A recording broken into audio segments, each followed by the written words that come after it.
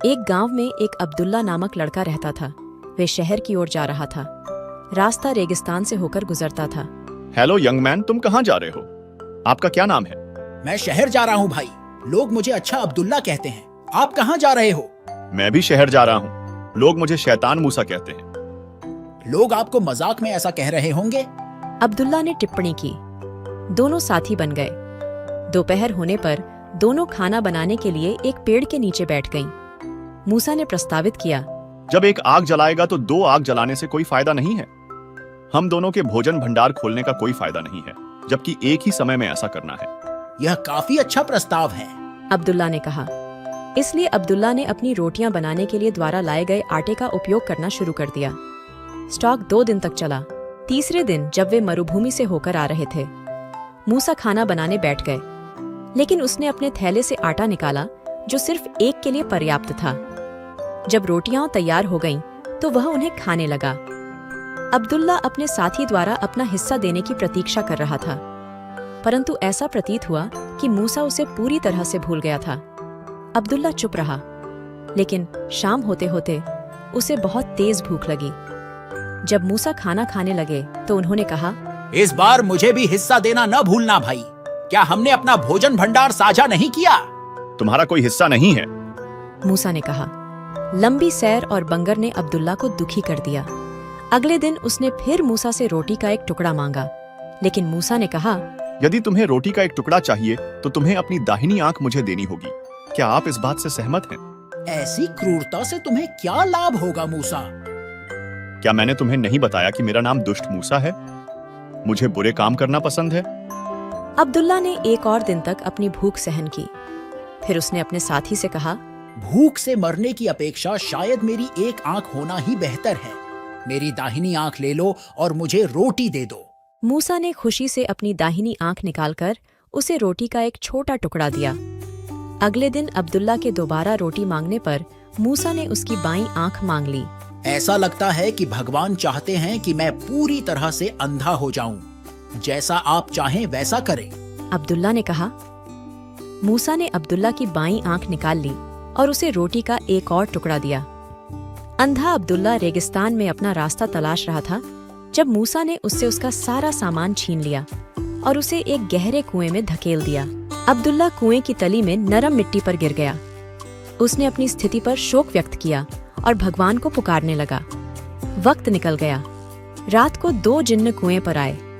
वे गोल पत्थर की दीवार पर बैठे, उनके पैर कुएं के अंदर लटक रहे थे और कई बातें की। अब्दुल्ला समझ गया कि दोनों को वहां कभी कभार मिलने की आदत है। एक जिन्न ने पूछा, आजकल आप क्या कर रहे हैं? मैंने राजकुमारी को पा लिया है और मैं बहुत खुश हूँ। क्या यह भी अजीब नहीं है? राजा तुम्हें एक व्यक्ति से बाहर नहीं निकाल सकता। यही तो मजा है। आजकल देश में एक भी अच्छा ओझा नहीं है। बस लड़की के पैरों के बीच एक काले मुर्गे की बलि चढ़ा दो और मैं अपनी जान बचाने के लिए भागने को बाध्य हो जाऊंगा। लेकिन कोई भी ओझा इतना नहीं जानता। सच है, ऐसा कोई नहीं है जो पुरानी अच्छी बातों को याद रखता हो। कुएं पर झुके हुए इसी पेड़ की पत्तियां बहुत लाभकारी हैं। अंधे की आंखों में इनकी एक जोड़ी से प्लास्टर कर दो और उसकी दृष्टि वापस आ जाएगी। लेकिन क्या किसी को याद है? यह है पुराना रहस्य। दोनों जिन्न ने सुबह होने से पहले ही वहां से निकल गए। उधर से गुजर रहे कुछ यात्रियों ने पानी के लिए कुएं में बाल्टी डाली। पानी नहीं था, लेकिन बाल्टी ने अब्दुल्ला को बाहर निकाल लिया। यात्री आश्चर्यचकित रह गए। उन्होंने उसे भोजन दिया और उसे उसके गंतव्य तक ले जाने की पेशकश की, लेकिन उसने उन्हें धन्यवाद दिया और उनसे अनुरोध किया कि वे उसे उस पेड़ के नीचे छोड़ दें जो कुएं पर झुका हुआ था। फिर उसने पत्तों का एक जोड़ा तोड़ा और उनसे अपनी आंखें ढक लीं। 1 घंटे बाद जब उसने उन्हें हटाया तो उसे फिर से दिखाई देने लगा। उसने पेड़ों से बहुत सारी पत्तियां इकट्ठी की और शहर की ओर चल पड़ा। उन्होंने खुद को अंधों का इलाज करने वाला घोषित किया और कई लोगों को ठीक करके अपनी योग्यता साबित की। राजा ने उसके चमत्कार के बारे में सुना। उसने उसे महल में आमंत्रित किया और उससे पूछा कि क्या वह राजकुमारी को उसकी बीमारी से ठीक कर सकता है। मैंने कई चिकित्सकों और ओझाओं से प्रयास किया है, सभी विफल हो गए हैं।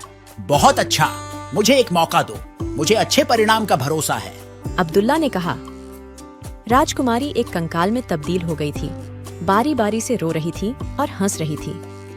अब्दुल्ला ने एक काले मुर्गे को सुरक्षित करने और उसके पैरों के बीच उसकी बलि चढ़ाने में कोई समय नहीं गंवाया। जल्द ही वह अपने होश में वापस आती दिखी। एक लंबे साल के बाद उसने पागलों की तरह रोना या हंसना बंद कर दिया और अपने पिता को देखकर मुस्कुराई। नौजवान, कृपया हमें तुरंत मत छोड़ो। जब तक राजकुमारी पूरी तरह से ठीक नहीं हो जाती, तब तक हमारे सबसे मूल्यवान अतिथि के रूप में हमारे साथ रहें। राजा ने कहा। अब्दुल्ला वहां खुशी से रहता था। एक राजकुमार की सुख सुविधाएं उसे प्राप्त थीं। वह हर दिन राजकुमारी के साथ कई घंटे बिताता था और उसे खुश रखने की पूरी कोशिश करता था। 6 महीने बीत गए।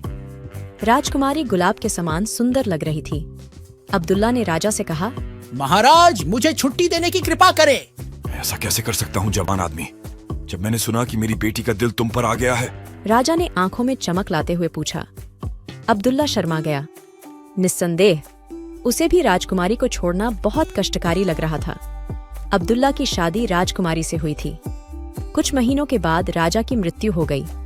चूंकि उनका कोई पुत्र नहीं था, इसलिए अब्दुल्ला गद्दी पर बैठे। एक शाम अपनी राजधानी से गुजरते हुए राजा अब्दुल्ला ने मूसा को भीड़ के बीच से गुजरते हुए देखा। उसकी बोली पर मूसा को उसके अंगरक्षक महल तक ले गए। आप कैसे हैं मूसा दुष्ट? वास्तव में मैं यह नहीं कहूंगा कि लोग आपको मजाक में ऐसा कहते हैं। मूसा ऐसे चौंके जैसे उन्होंने कोई भूत देख लिया हो। लेकिन अब्दुल्ला ने हंसते हुए कहा, भले ही आपने मुझे बहुत कष्ट पहुंचाया हो, फिर भी मुझे आपको सजा नहीं देनी चाहिए। अगर आपने मुझे इसमें न धकेला होता तो मैं आज जैसा राजा नहीं बन पाता। उसका सिर झुका हुआ था। मूसा ने अब्दुल्ला की कहानी सुनी और उससे विदा ली। वह सीधे रेगिस्तान में गया और कुएं का पता लगाया। वह उसमें कूद पड़ा और जिन्हों की प्रतीक्षा में चुपचाप बैठा रहा।